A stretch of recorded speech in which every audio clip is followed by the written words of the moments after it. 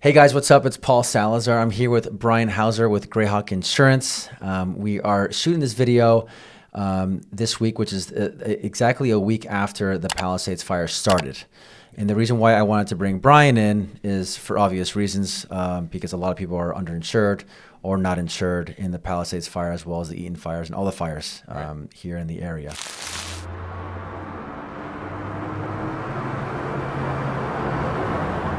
So Bryan, welcome. Thanks for coming in. Yeah, thanks for having me. I appreciate it. Of course. So let's start off with what is current right now. What I heard yesterday from our client and you confirmed is that there is a moratorium on insurance. So please tell us more about that. Yeah. So what we're experiencing right now is because the fires are so widespread, they're spanning, with the Palisades fire dipping into Encino, and then we have the Eaton fire on the La Cañada side in Altadena. All carriers, essentially, for a majority of Southern California, from Ventura all the way down to San Diego, are having a moratorium on even offering quotes for policies. So they're not going to be giving indications or even letting you know what the cost is going to be while the fires are still present and active. And so the threshold till that moratorium is lifted, they're saying is about 98% containment. And what you can kind of use as a barometer of where we are at in that containment is just a simple Google search of what the fire department is saying the containment percentage is. That's what the insurance companies go off of. And that's for both of the big fires, Eaton and Palisades. Correct. Okay. Correct. And that's affecting all purchases for commercial and residential in Southern California. Yeah.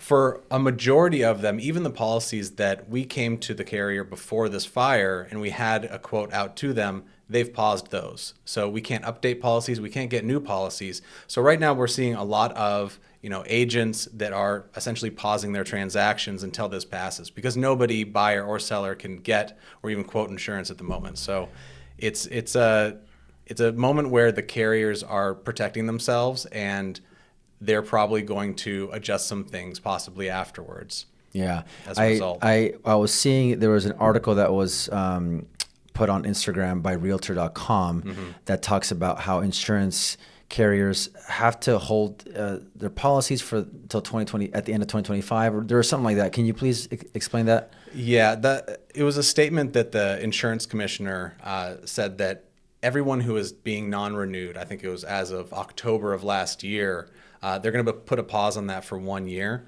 That was an initiative that she pushed forward. I'm not super confident that that's actually going to stick. I think that people should still plan to have their policies non-renewed and be considering other options and contacting a broker to figure out what's available to you, because that's not a set in stone, like guaranteed thing that it's going to continue for a year. Okay. And we're talking about all insurance companies when it comes all to, carriers, to the moratorium. Exactly. Okay. And are there any large insurance companies like State Farm, Allstate that are issuing insurance in California anymore? Because I know that State Farm let go of a lot of their policies. Yeah, State Farm, I think the statistic was they wanted to get out of 1 million policies total. Okay. And so they started that process, last year, and they're still continuing it now. Legally, the insurance carrier, if they're going to non-renew you, have to give you 60 days. Okay. So when you hear people say, oh, I just heard last week, not the case. You have 60 days, and if they don't give you that 60-day notice, you can always request an extension, because legally you're allowed to have that 60-day period to find alternatives. They can't just call you, say, correct, tomorrow you have no insurance. They have to give you time in order to get insurance. Exactly, and it's 60 days in California. Okay, sounds good. And are you seeing that most people that live in these high fire zones are going through insurance brokers now? Because in the past, they just went and called their car insurance broker and be like, hey, I'm buying a house. Correct. I need a policy. Yeah, the market has shifted a ton over the past 3 or 4 years. It used to be when you're purchasing a home or when you're just trying to get insurance for a home, very straightforward. The carriers barely even did home inspections and confirmed a lot of the items. They just let them keep going. And then on renewal, they wouldn't even check to see if the property was being kept up. That's not the norm anymore. We're at a point where almost every single policy that a carrier is writing, they're sending an inspector out to verify everything. And State Farm is getting out of all of these policies because they were pricing them so low and they were losing money on them, essentially. So instead of being able to raise the rates, they just got out of them altogether. And it's a tough market, but you have to have somebody that is savvy and has access to a ton of different carriers, because depending if you're high risk fire or a high risk, in maybe a crime zone or zip code, the carrier is going to be very specific to that risk, and you want to make sure that you have that access. Yeah. There's also, like, if you're not in a high fire zone, you can also be in a smoke zone, right? That is close to the fire zone. Yeah, I think the statistic is in wildfire claims, 70% are just smoke damage. So when 70%. You're looking at a high fire risk zone, and maybe even you live on the flats somewhere close to the hills, and you're like, I don't feel like I'm in a high risk fire zone. The way the carrier looks at it is you're still at risk for having intense smoke damage, which will result in a claim regardless. Yeah, and a big claim. Exactly. Yeah. And these claims are usually catastrophic, and so there are huge losses, and the premium for a customer essentially won't even cover, half the claim. Yeah. Even if they've been paying for like 5 years. I was thinking about that yesterday. I was talking to one of my team members, and we're thinking, all right, for like a $5 million house in the high fire zone, we're looking at like 30 grand around there a year for insurance. So or more. Yeah, it's hard to give an exact number because we can kind of parlay into this. The home features, the quality of the home, how it's been updated and kept up, and then how secluded it is from a fire department, the access to the home itself. A lot. Yeah. They consider everything. And these insurance companies, they're in the business of making money, bottom line.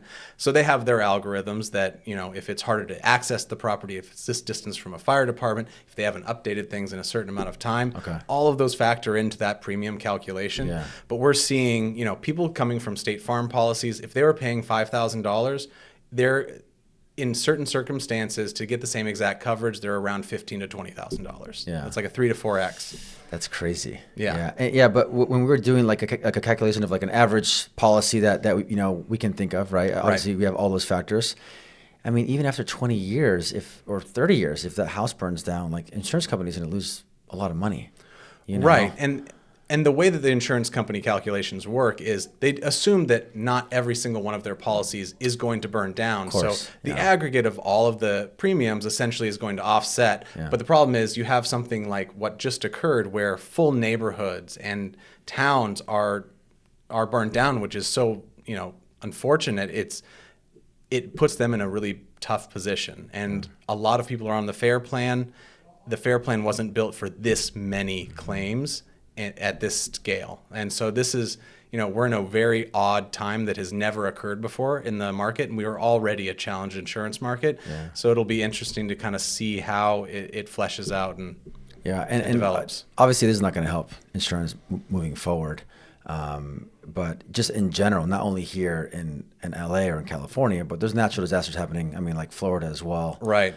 There's all over the United States, there's more and more natural disasters that are causing more. So I think everybody needs to be aware that this is just the beginning of what the future holds, right? It is. And it's tough because the home that someone has is their most valuable, important asset. It's usually the biggest purchase of their entire life as well. And, historically, the insurance side of it wasn't something that they really had to invest in. But we're finding that it has to be a higher percentage of your overall budget in order to protect it appropriately. Yeah. And it's just kind of, I think, a little bit of a paradigm shift of the way people think about it.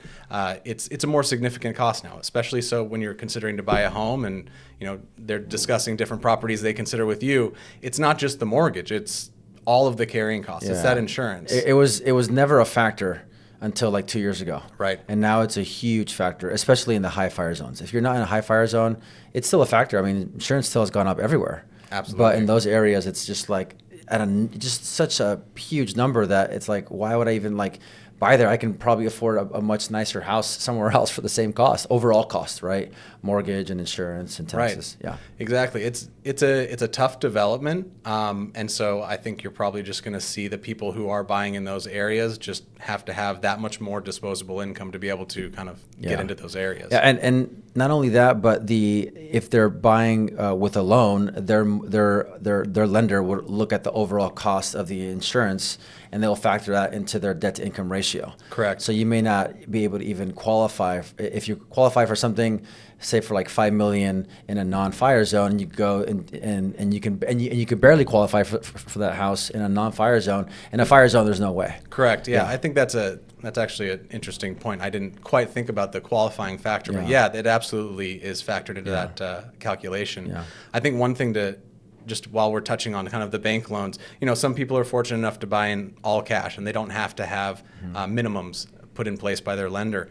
But the ones that do, I often hear that, they say, oh, well, our lender is going to put in their own forced place coverage. And that's something that I really always try to drive home is that policy is for the bank's loan on you. It gives you absolutely zero protection for any property, any wildfire, nothing. If something terrible happens, they get their loan money back, you get nothing. That's it. And they make you pay for it.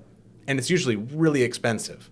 So it should never be an option. You should always try and hit their minimums first because it'll always be less expensive and it'll always be protecting you more. I didn't know that was an option. So you can actually have the bank or your lender pick their own insurance basically. But but it's only going to cover the loan. They're protecting their interest in that asset. Yeah. So the fact that, for you as a homeowner and your risk exposure, it virtually doesn't change. Okay. You can still lose your home and not be reimbursed for anything. They're just taking out a policy on the asset that they have a loan on so that if that happens, they at least get their principal back. Yeah, that makes sense. And it's usually a much higher cost. And people often do think that it does cover them. It does not. Yeah. Yeah. Okay. All right, cool. So let's talk about the first thing, right? Like if you're in the Palisades fire, Eaton fire, any fires, right? The first thing you have to do is file a claim. Right. And what I've been hearing out there, it's do it right away because there's a line. Absolutely. And the sooner you do it, the sooner you'll get it resolved and get money. So what does that process look like for homeowners? Yeah, I mean, as soon as you are kind of confirming that you have had a loss, you should be making that claim right away because like you said, there's a queue. Yeah. And, as you navigate that process, the thing that's going to work to your favor the most is keeping track of everything. Every communication you have, if you make a call to the insurance carrier, make the claim, make a note on a piece of paper that you called on this date and that you spoke about this. Mm-hmm. It's really important to have all of these steps in place because insurance companies thrive off of evidence and proof. Mm. And so when it comes to your claims of what you're claiming for your property or what you're claiming for a personal item inside, the receipt, a photograph of it, something tangible that they can verify, they're going to be requesting and they're going to be looking for because they're in the business of, they obviously want to help you. That's why you buy insurance, but they're going to try and reduce that exposure as much as possible. For sure. And we had talked about, hey, is it worth it for, actually, it wasn't you, but I asked somebody else, should they be hiring an attorney when it comes to putting in a claim? Because of that exact reason. The insurance company is going to try to reduce their exposure, right? Do you think it's worth for them to hire an attorney or do you think no? Well, I think it's a little, I guess, there's two parts of that answer. The first part is, if they feel as though they're underinsured and throughout the process of acquiring insurance, they felt like they didn't have all the facts and the different coverages and levels and what it covered them for actually explained, then you kind of have an E&O type of claim where the broker didn't really do their job on helping you educate and get the appropriate coverage to protect you. On the side of it of helping you file the claim on that process, that I think is determined by how comfortable the person is with the whole claims process and navigating that, or even their desire to navigate it on their own. If somebody is doing that, they're obviously taking a percentage. So if you feel like they're going to be getting X amount of percentage more by hiring them, it may be worth it. But it's hard to say as a blanket because it's really everybody's individual kind of appetite for the work to take on. Well, I heard they charge up to like 10% right. of what the insurance gives them, which is, for these kinds of properties, a lot of money. Exactly. Which I don't know if it's worth it. Yeah. Right. But, in a world, I guess, where, you're dealing with, let's just say, a $2 million claim and the 10% is $200,000, but you feel like they're going to get you $500,000-$600,000 more, it may be, cost-benefit analysis there, but it's kind of everybody's individual situation that really determines kind of the best route forward. Okay. On that. So they call the insurance company. You're suggesting that they have everything in writing. so that if anything happens, they at least have a log of, I called the insurance company here, this is what I told them, Yep. this is what I emailed them. So having everything in writing. What does that process look like in terms of timeline? How long does it take for it to be done? Are we looking at weeks, months? I mean, obviously this is a completely different situation, so it could be Correct. Much longer now, right? Because there's so many people. Yeah, I mean, if it was just a regular claim and it wasn't a catastrophic event that was widespread, I would say, it would be a much more timely kind of process. But I think for the person that's going through the process, they're going to want to have either a Word document on their computer or a piece of paper, and they're going to want to have a binder of all of their receipts, all of their work orders, contractors used, all of that information ready to send, because they're going to be involved in a queue. And if they request something from you and they're waiting on it, other people are now jumping ahead and advancing their case forward. But if you have everything from the get-go, that will move something along even quicker. So I would say just having everything consolidated on a file on your computer or in a binder, and then keeping track of those communications in the process. And if they give you a time frame of when you should hear back from them, make sure you make note of it. Always, even follow up beforehand. It's, Gotcha. It's your top priority, but it's not their top priority. Gotcha. Okay. All right. So now that we've talked about the claims process, right?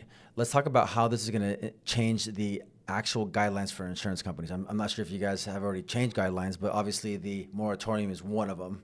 I'm not sure that that's the actual guideline, but they're already starting to try to figure out, okay, we need to make some changes here. Right. So what are you hearing out there? Yeah, I mean, like I touched on earlier, properties are now undergoing inspection almost 100% of the time to verify that information you provide them is true. And so, the underwriting guidelines, you're going to find that the time to get a quote is extended a little bit, and the information you have to provide is increased. And it's something that you kind of just have to understand that the insurance companies are just raising that level of protection even more for themselves to make sure that they're entering into a contract where they're not left out to dry and they're actually protected. So, that's definitely something that you're going to be seeing a lot of, is more information required to provide them, even proof of redoing the roof or proof of redoing the plumbing, and having them actually come out and verify that. Yeah, and we had talked about that too. Is like there's they're looking at the roof, they're looking at the electrical panel, a lot of different systems in the house, right? I also have a client of mine who's 80 years old, and they took a photo with a drone or something, aerial photo, of his roof that's growing mold. Correct. And so he had to put a new roof on.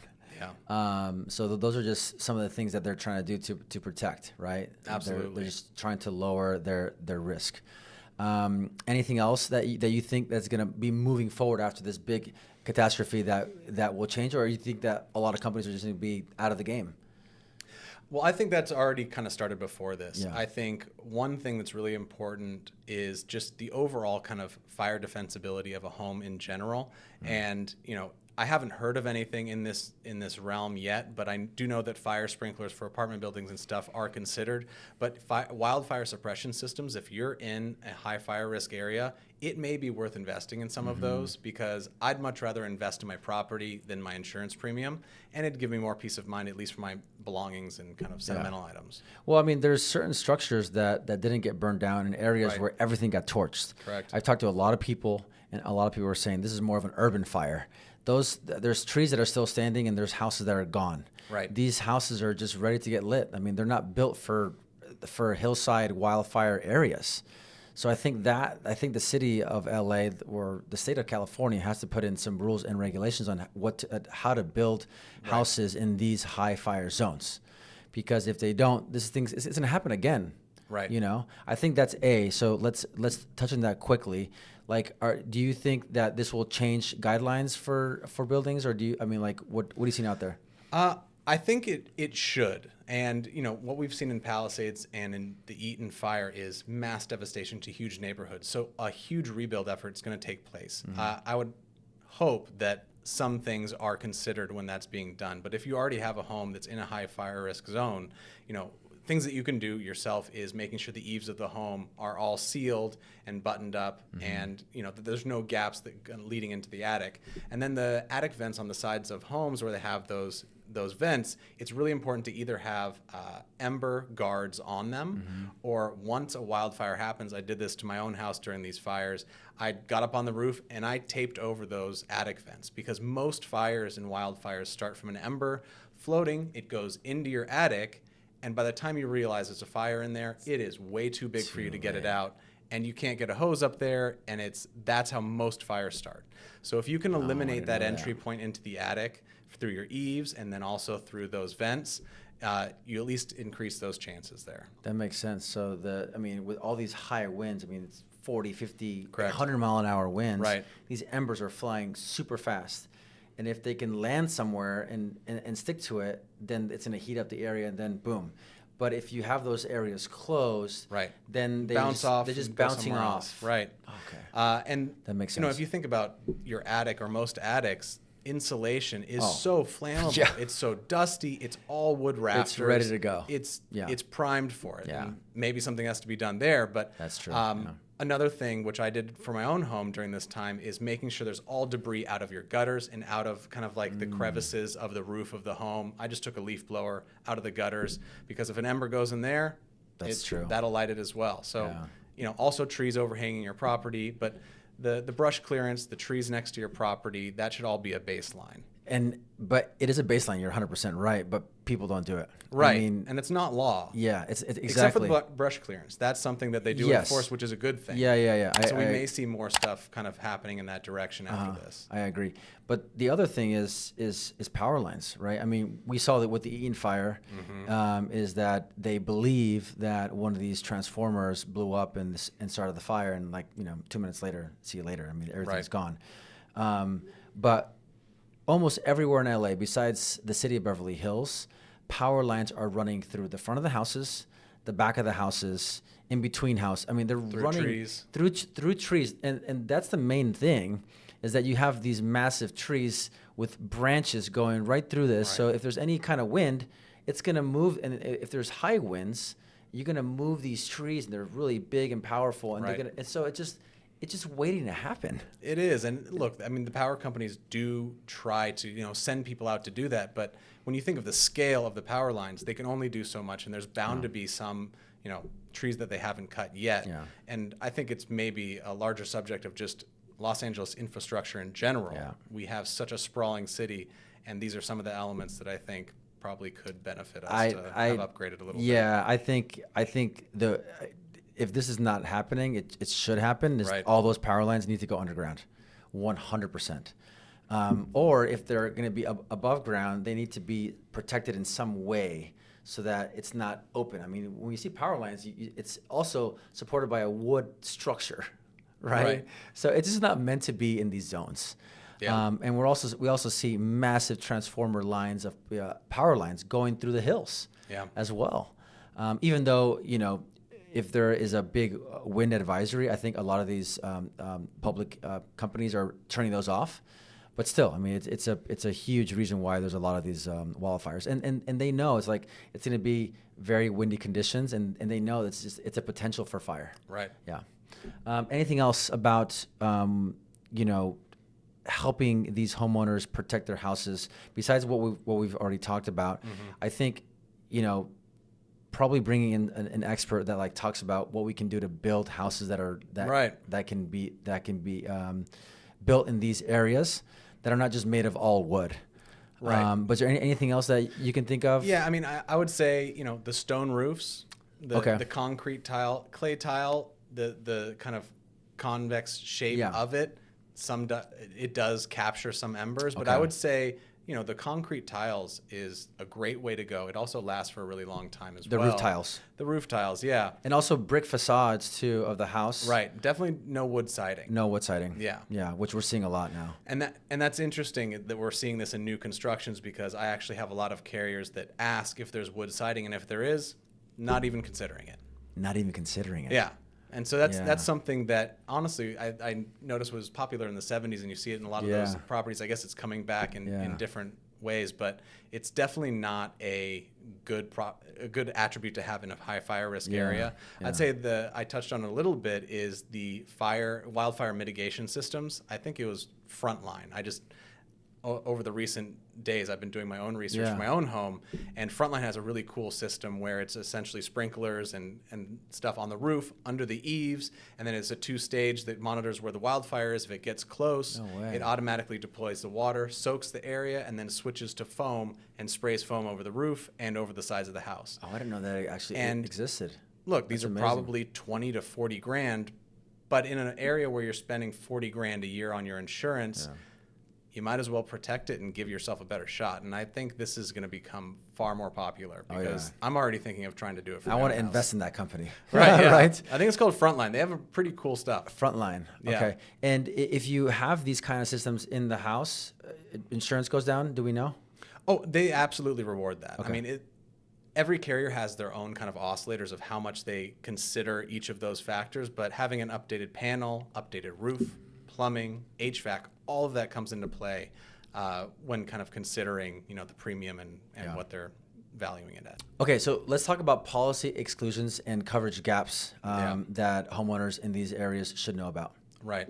I think, the number one thing is make sure you have a broker who is clearly explaining all of it to you, because a lot of time this is very opaque to a lot of people that are getting insurance. They know that there's all these different sections, but they don't know what they are, and they don't know how that is really calculated when they actually need it. So that's probably a number one thing, is somebody that you trust, someone who's going to break down the policy for you and really get you to understand it. But obviously wildfire protection is a huge piece of the puzzle that a lot of carriers are excluding and forcing you to get the FAIR plan, and they'll just provide everything else. It's a way to cover it, but you should be aware of it, and your broker should be at least talking to you about that, saying that this is what's happening. And if you have a mortgage, the lender will know that, right? 100%. Okay. Yeah. So it's not like it's not like a buyer can be buying a house with a mortgage and then oversee that. But if it's an all cash, or if they've paid off the loan, if they've been there for a long time, right, then they should know that that they should have double coverage if one insurance company is not offering wildfire insurance. Yeah, and when I'm processing these transactions, I always ask for what are the lender minimums. I mean, what I provide as what my best advice is for the properties is always above the lender minimums, because you actually want to be protected more than the minimum, but you should at least know what the lender is requiring to make sure that you don't go through all the effort of getting coverage and then the lender's like, not enough. You got to increase it, and you got to go through the process. So let's talk about the 4 or 5 things on the insurance policy, and what those numbers mean, so that the viewer here can understand that and be like, all right, if I'm looking at a policy, I understand. Am I covered enough here? Right. Yeah, I'd say the first part, the coverage A, is the dwelling. That's the physical building itself, and so the building value is a really important aspect of it that you have to really think critically about, and depending on where your property is built, how it's built, the luxury scale of how it's built, the price per square foot should be something that is really thought of in detail. And if you're someone who put a lot of money into all the finite things, you should definitely think about upping that as much as possible, because you don't want to be underinsured in those circumstances. And then having replacement cost instead of actual cash value. And so I always avoid actual cash value if possible. Certain times. So just before you continue. For sure. So you have coverage A, dwelling. Yeah. There's a number there. Correct. And then below that is this next thing? So actually in that, that number is either the replacement cost or the actual cash value. Replacement cost would be to replace the building as is if you were building it again today.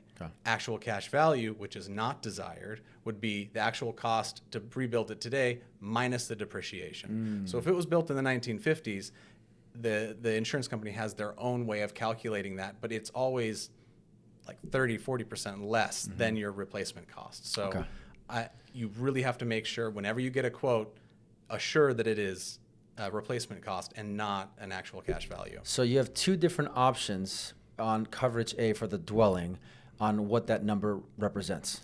Correct. Got it. And sometimes if you have a bunch of brokers competing, you got to make sure that one of them didn't put an actual cash value in just to drive the price down and win the account. It's there's a lot of stuff there. Again, the trusted broker is something that is really important to make sure that all this is laid out to you. Yeah, because I mean, I didn't know that. I mean, I know that we have talked about this more recently because of Right. what's going on. Yeah. But before that, if I was, a buyer looking to buy and I got inspections going on, I got a family, I don't got time to be understanding all the nuances of everything. Plus, I don't think my house is going to burn down. And people shouldn't be required to be an expert in it. You should be able to depend on the person who is kind of your liaison for that. So if you had actual cash value, the premium is probably less. Absolutely. Right. Because your premium is based off of that value. So if it takes 1.2 to build your house, there's going to be a premium number attached to that. Okay.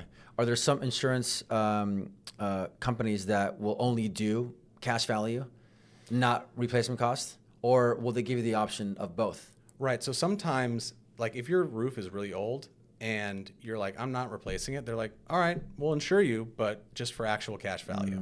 And so you find a lot of these removal of coverages, or they'll say, fine, we'll just increase it a bunch. And so that's why I always go back to, I'd rather invest in the property than the insurance premium. So I would do everything I can to have what the market rate of insurance premium is for my home and just make all other updates because it's going to benefit you. Okay.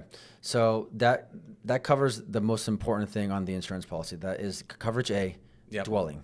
Below that is? We have other structures. And other structures. And so that would be your pool. Okay. It would be a separate gazebo in the back. It would be other structures around the property that is not a part of the main dwelling itself. How about an ADU? Well, that could be considered another structure as well. Because that is built in the same quality most of the time as the main house, right? Right. So is that included in coverage A or no? So there are different ways of kind of doing those policies. Usually you would just say that there's two buildings and it would be a part of coverage A. Okay, got it. And then other structures would be, more of the ancillary items. The pool definitely is something to consider because those can be $50,000. I don't know where. $100,000. No, or $1 million. In the hills, they're $300,000 minimum. The retaining wall alone. Caissons and all that stuff. Also, other structures, the walls, the retaining walls, the garden walls. Fences, all that stuff. All of it, gates. Okay. All right, so we have coverage A, dwelling, and then you have other structures, fences, pools, etc. Right. And then below that? Personal property. Okay. And on the contents of your home itself. And so you're going to be looking at your artwork, your furniture, some appliances. And that is where it gets a little dicey because everybody has different levels of what they've either collected, whether it be watches or artwork or clothes, and there are very specific limits in those personal items area where even if you have $100,000, they're not going to pay you $100,000 for jewelry. They'll max it out at usually $1,500 or $2,500 depending on your policy, but they're usually all very boilerplate as far as their levels. Okay. So if you want more than that, you always have to request specifically, I need more for either art or for watches or other types of items. So within that category, you have a certain number. Say it's $100,000. Mm-hmm. Within that $100,000, then it's kind of they have sublimits. Sublimits. Yes. So you have to look at the sublimits for Correct. personal property and make sure that is accurate to what you own in the property. Yeah, and for some people, maybe $1,500 for furs is fine. But it's also capped up on computer equipment as well. So if somebody is an editor and they have a really expensive system, you may want to look to increase that. Okay, sounds good. So coverage A, dwelling, other structures, personal property, and then the fourth, is it the last or is there more? There's more in the liability section. Okay. As far as property, this is loss of use would be that last one. And so this would be, in these instances, you are displaced, your home burns down. What is the cost for you to move, store your furniture if you have any furniture left, pay for rent somewhere else while your property is being built back? And so, this is something that you really have to have an open communication with your broker because it's super critical that it's something that will be able to support you and that you will be able to kind of float your property being reconstructed and the loan that's still in place. There are some times where the bank gives you a moratorium on your bank mortgage, but that's not guaranteed. And in the end, if it goes on for 2 years, you need to be able to float that. And the loss of use is where that comes into play. So the loss of use will also cover the mortgage as well as a rental. It doesn't cover your mortgage. It doesn't cover your mortgage. No. Like mortgage payments. I'm sorry. Right. So mortgage payments? it's essentially used for relocation costs and housing while it's being fixed. Okay. And that number is always, it's a variable of what you can elect to have. Some people have really low, $5,000, $10,000, which is not recommended. And if they have that, that should be a very pointed decision they made to want to take on that risk. It shouldn't be something that they figured out, oh, I just guess I have this. It should be a decision. You want at least a year for your market. So if you're in Santa Monica, it's different than, if you're in North Hollywood. Yeah. So I mean, like if you own like a $10 million house in the Palisades, your loss of use should probably be a couple $100,000. Absolutely. Yeah. Well, I mean, because if you're going to try and rent a like house, you're going to be at $20,000, $30,000. Much more. And yeah. Right. And that's the thing. It's like you may not want to go that route, but you want to make sure you're covered for it. And it does increase the premium. But in these times of need that all of these people are experiencing right now, it is the single one of the most important pieces of feeling comfortable and feeling like 100%. you have a lifeline. Yeah. And that so that not only covers the rent, does it cover your car? Well, no, because you have car insurance. Does it cover anything else? Moving expenses, buying new furniture? Moving expenses, buying new furniture, not necessarily, but storage of, furniture and stuff like that. If if you have a big water damage claim or something like that, you have to move the furniture out. It would cover stuff like that. So these homeowners that have lost their house, they're looking for new rentals right now. It's crazy, as you know. Yeah. If it's a house that doesn't have any furniture, buying new furniture is out of pocket. Essentially, yeah. Okay. Yeah, I mean, the thing is that the insurance company is not going to buy anything on your behalf. They're going to reimburse you for the loss that you sustained. Okay. The loss of use will help allocate money towards those relocation costs and the living expenses. But that's money that could be living expenses, though, right? Right. I mean, possibly. Exactly. I mean, you can choose to use it however you please. Oh, gotcha. So they'll just give you. Do you have to show them how much you spent, or how does that work? The actual loss of use amount. Yeah. I mean, so your policy has a very specific amount of loss of use that they will go up to and pay you. But every carrier kind of has their own kind of way of looking at it. So, I'd be hard pressed to say there's like a boilerplate way of going about that side of it. Okay, sounds good. Anything else in those four categories that we have to discuss?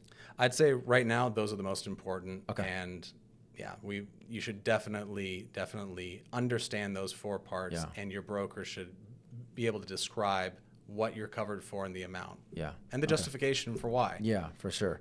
The liability part, I don't think we have to talk about right now because it's not as relevant at the moment. It's not relevant in the moment. Okay. Besides those four main coverages, and we're not going to be talking about liability. Right. Anything else that's really important when it comes to the policy? Yeah. So there's something called ordinance or law, and it's one thing you want to make sure that your policy does have. It's not always offered, but essentially what it covers is if you have an instance where half of your house burns down and there's an undamaged portion, the first part of it covers the demolition of the undamaged portion. Mm-hmm. The other part of it will cover the demolition altogether and the rebuilding of the structure back up to code. Okay. And so without the ordinance or law portion of your policy, you would have to bring up your property back up to 2025 code if it was built in the 70s on your dime. You'd have to demolish the undamaged portion on your dime. And so it's something that it can be pricey. Like sometimes if a policy is $40,000, it can be $11,000 of it.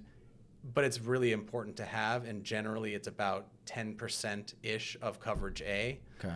So if you're... Is that do you elect to have that, or is that required? It is not required. It's not required. And a lot of times, again, if you have brokers competing for your business, they'll just take it out and not even tell you.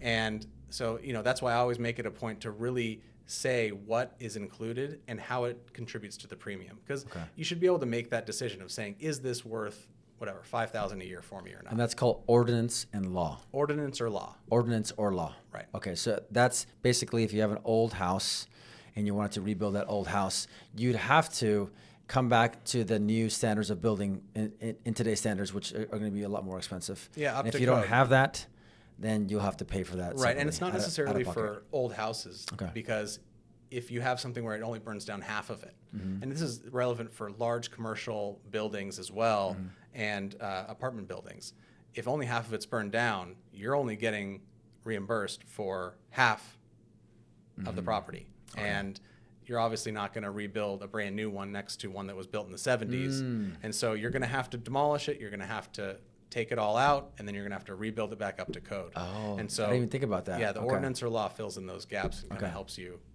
bring it back up. Okay. Anything else in the insurance policy that we have to go over? I'd say that pretty much does it. Yeah. All right, cool. So this is probably an obvious question to answer. Premium costs and deductibles moving forward in California or in these areas. Going up, staying flat. What are your thoughts?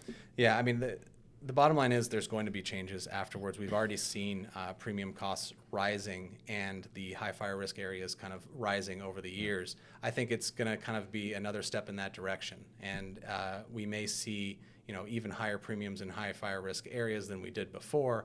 As far as the deductibles go, that's not really a huge determining factor of the premium. Okay.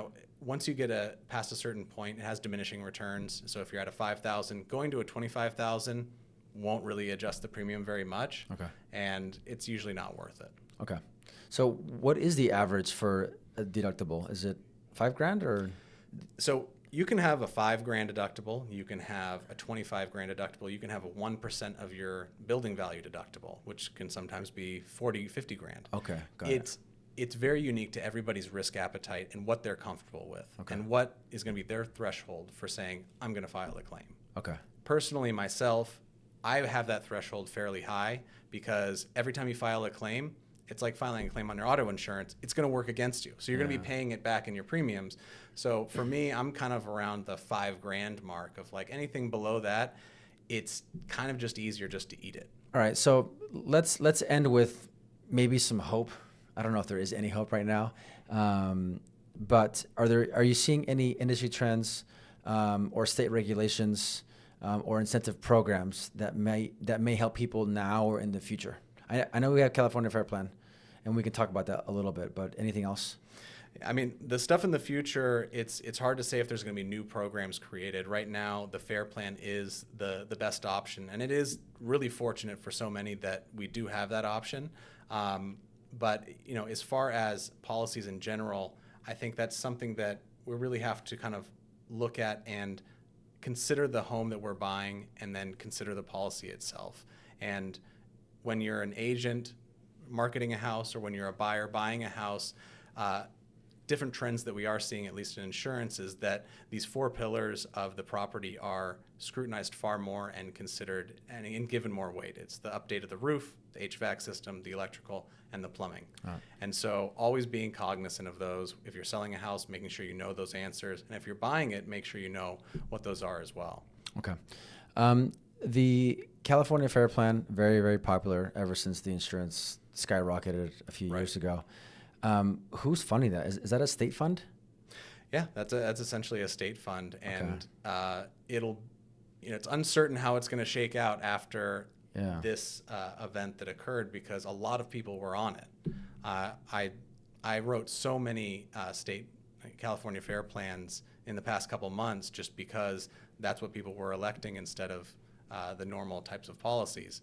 So it'll be interesting to see kind of how it shakes out, and obviously they'll figure out the cash reserve issue to make sure everyone's paid out. But again, it's so widespread that I'm sure the time to actually get the payment is going to be staggered a little bit. Yeah, for sure. Okay. Great. Well, thanks for coming over and discuss. This is a really hot topic right now for people, very sensitive topic, because a lot of people are underinsured. Right. I was talking to somebody, and maybe you have a good stat about this. What do you think is the percentage of people out there that are underinsured or don't have insurance at all? I would say not having insurance at all is a kind of a smaller percentage, but the underinsured part is something that I think is far more widespread. I'd say probably at least half, because what I'm seeing is every policy that comes over to me from State Farm, I look at it and it hasn't been updated in like a decade and a half. It's just been auto-renewed over and over again. And so you're not seeing these different types of building values being increased in an appropriate way with the market and with building costs. And so you always see the general contractors rising before all other building materials and stuff like that. So I would say the underinsurance is far more widespread than people think. And so, I mean, that's where I come into play. Is like the first thing I do is look at the property, look at the coverage that was in place, and figure out kind of where those gaps are and where the underinsurance is happening. Yeah. I mean, I can imagine that a lot of people that have owned their houses for, 20, 30, 40, 50, 60 years in the Palisades or, the Eaton Canyon fire area, that, bought these houses for $100,000 or $200,000 and they're paid off. They don't make a lot of money. They can't afford even the California Fair Plan. Right. I imagine there's a lot of people that just elected not to have wildfire. Their house hasn't burned down ever. They're probably like, it's okay. Like, I don't have the money, so why am I going to pay for this? Yeah, and it's a tough decision to make because obviously if you don't have the capital to get the insurance, that's a really tough position to be in. But if you're kind of deciding whether or not to allocate money towards that, it's really a cost-benefit analysis. Is it worth, let's say, $10,000 a year to protect $2 million in the worst-case scenario? Yeah. And the goal is to obviously never have to use it. But in these situations, it's very worth it. Yeah. And it's a hard evolution that we've kind of had to face, but people should be more comfortable with at least protecting their assets more comprehensively than before. Yeah, for sure. I think one last thing that's just coming up for me right now is let's discuss, because I got a call from one of my clients that we're going to put their house on the market literally a mile, 2 miles east of where the fire started in the hills in Brentwood. Yeah. And she's like, hey, Paul, I want to find out a worst case scenario. If the fires continue coming east and the house gets burned down, what are the next steps? And, I called you on Saturday and we had that conversation. Right. So I said, hey, can you send me a screenshot of your insurance? And she said, she's insured for 1.25 for the actual building. I believe, I didn't check and see if it was cash or replacement value. Mm-hmm. But if that happens, right, let's just say the house is a $3 million house right now, like value-wise, right? And she has insurance for just $1 million for the actual building costs, and the land's only worth, say, like 1.5. Mm-hmm. So that's $2.5 million. So if the house gets burned down, is it correct that she'll only get $1 million as an insurance check for the actual cost of what it will take to build a house? And then she wants to not rebuild and wait 2 or 3 years to rebuild. She wants to sell the lot now for $1 million or whatever it is. Then she'll get the amount for the land from the buyer, right? And then the insurance company will pay for the replacement cost or the cash value. Right, depending on what's that number is. Okay. And so that's kind of everybody's own decision. Some people have, I've already heard, elected to say, you know what, I'm not rebuilding on the same property. Mm-hmm. The amount of time it's going to take to demo, permit, they're going to use that cash and either buy a house that's already built or build it somewhere else. Yeah. So it's a tough situation to be in because you have to float the costs, and there are some things in place to help you out.